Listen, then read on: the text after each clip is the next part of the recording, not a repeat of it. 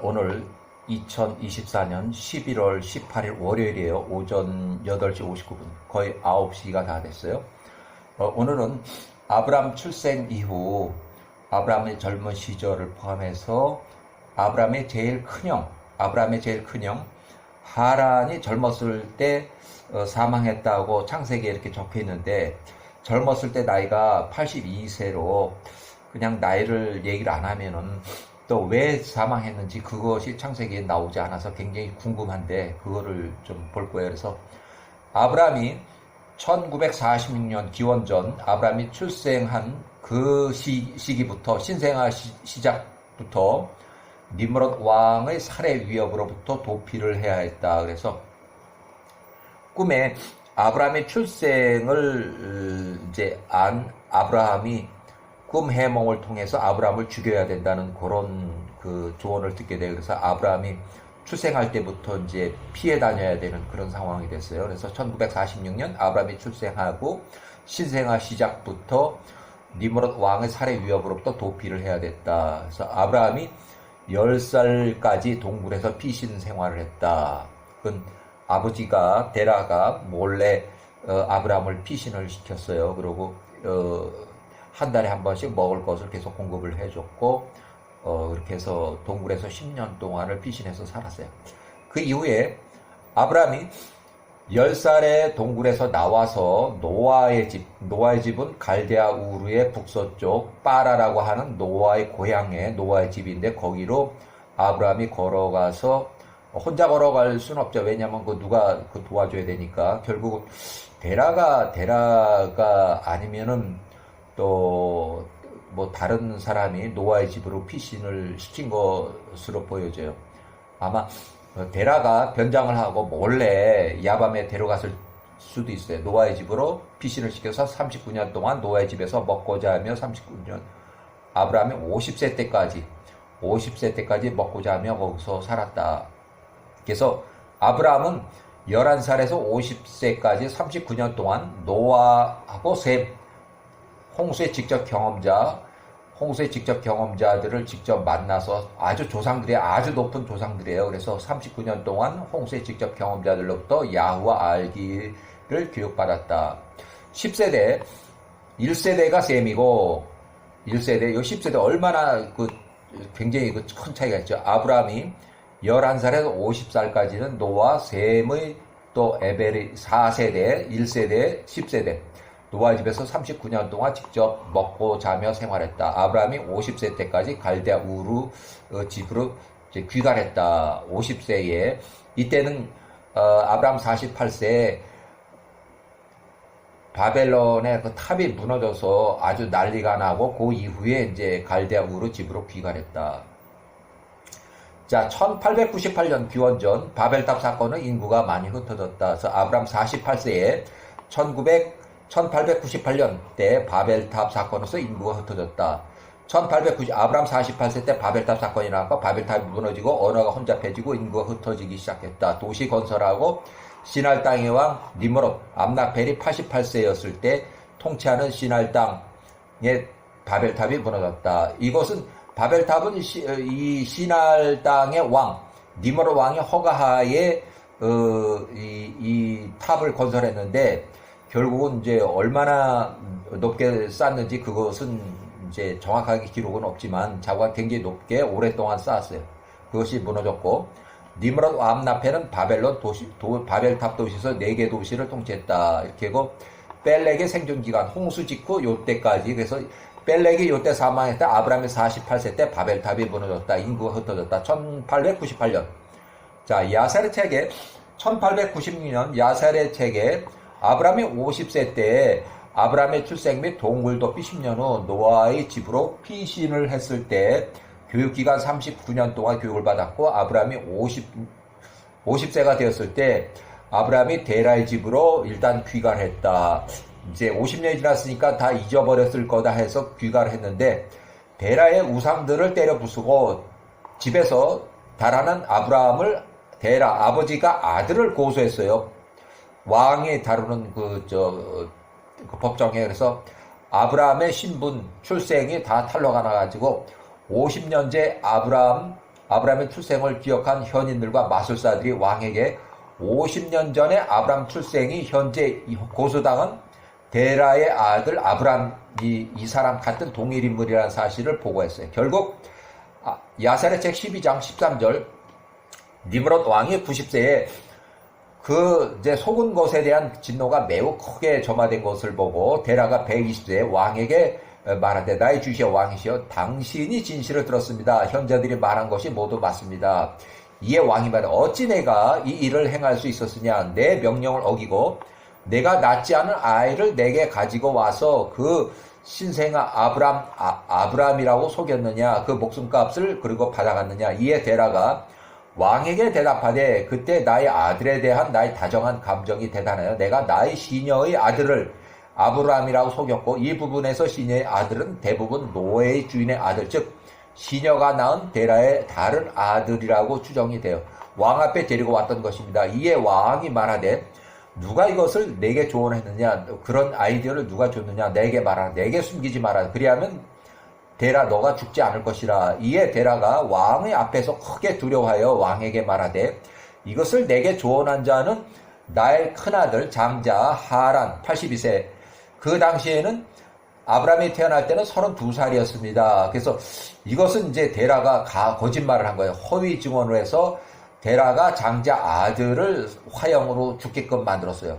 그러니까 이 데라가 자기 목숨을 위해서 자기 큰아들을 팔아먹은 거야. 그래서 데라가 이제 목숨을 건졌고 대신에 그 아들 큰아들 32살에 이었던 그 큰아들이 82세로 불타는 용광로의 화형에 아브라함하고 같이 던져져서 거기서 화형으로 사망을 했어요. 그러나 사실 하란은 그의 아버지 데라에게 아무것도 조언하지 않았었다. 데라가 이것을 왕에게 말한 것은 니므롯 왕으로부터 데라 자신의 생명을 구원하기 위함이었으니 이는 그가 죽음을 크게 두려워했기 때문이었다. 이에 왕이 데라에게 말하되 이것을 내게 조언한 너의 아들 큰아들 82세 또 아브람과 함께 불 속에서 다 죽으리라. 그의 선포한 이 죽음의 선고는 이 일을 행함으로써 왕의 명령을 거역한 것에 대한 처벌이라 라고 하였다. 그때 하란은 아브라함의 길을 따라가려는 마음이 있었으나 그가 그 마음을 자신 안에 두고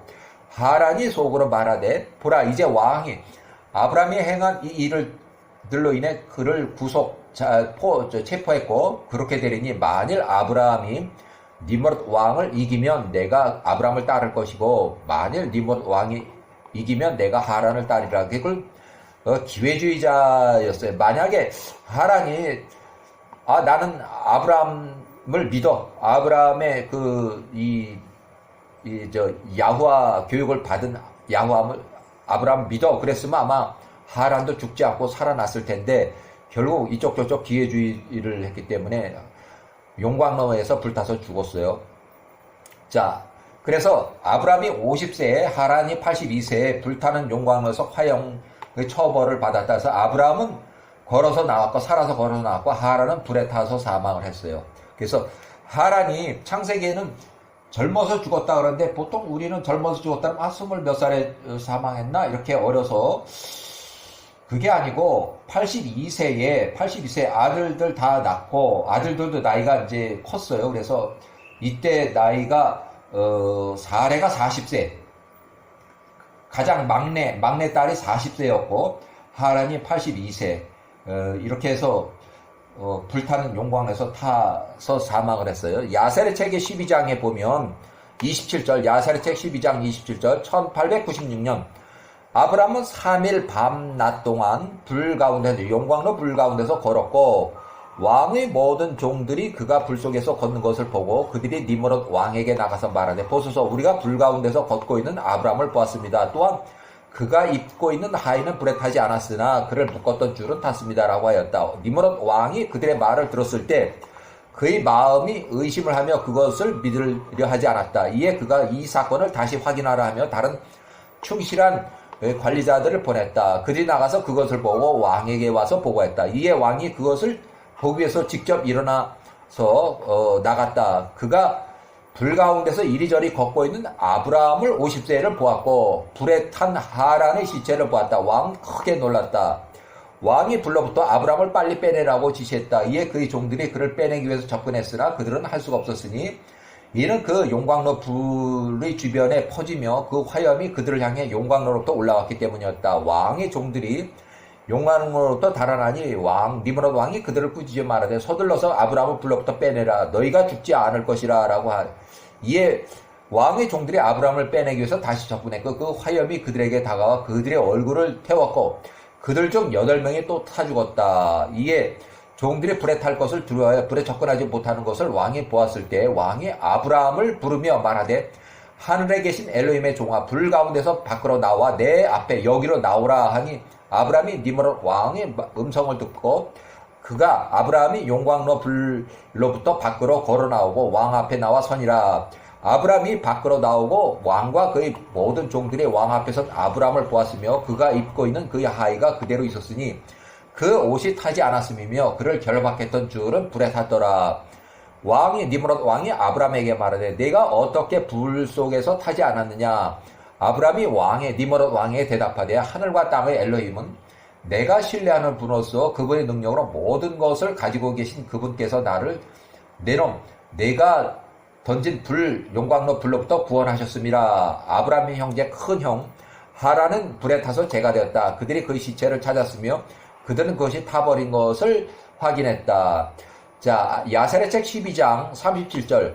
하란이 가스임의 용광로에서 불 속에서 타 죽었을 때 그의 나이는 82세였다. 한편 니므롯 왕 통치자들이 왕의 땅 거주자들이 불로부터 구원을 받은 아브람을 보고서 나와서 아브람에게 절했다. 이에 아브람 50세가 그들에게 말하되 나에게 절하지 말고 너희를 만드신 온 땅의 엘로힘께 절하고 그분을 섬기며 그분의 길로 행하라. 이는 이 불로부터 나를 구원하신 분이 그분이시며 모든 사람의 영혼과 영을 창조하신 분이 그분이시며 그의 어머니 태에서 사람을 조성하시고 그를 세상에 나오게 하신 분이 그분이시며 그분을 신뢰하는 모든 자를 모든 고통으로부터 구원할 분이 그분이기 때문이라. 이게 완전히 지금 여기까지 여호와에 대한 설명을 아주 아브라함이 잘 하고 있어요.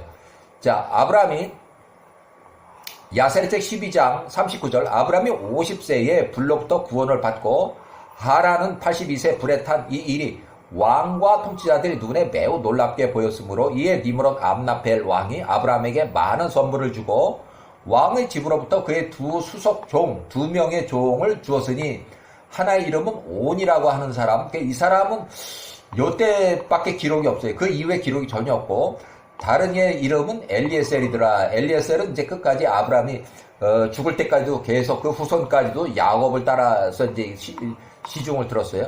아브람 50세 때 불타는 용광로에서 살아난 아브람에게 니므롯 왕이 하산 종이었다. 모든 왕들 통치자들과 종들이 아브람 50세에게 금과 진주로 많은 선물을 주었으며 왕과 그의 통치자들이 그를 떠나보냈으니 그가 평안 중에 돌아가니라.